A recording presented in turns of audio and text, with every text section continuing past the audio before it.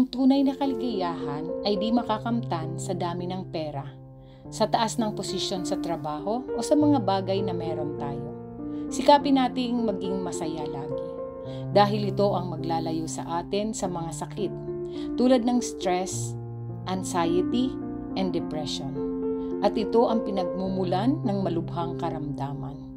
Pero paano nga ba mamuhay ng masaya? Subukan nating unahin ang iba bago ang sarili.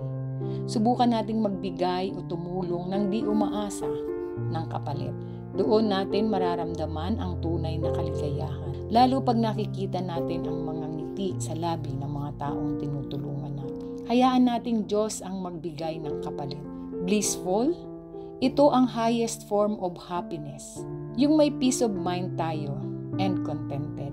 Pag meron tayo niyan, ang body natin ay nagre-release ng dopamine or kadalasan tinatawag ito na happy hormones. True happiness leads to a better life, improved health, and longevity. Kaya be happy lagi.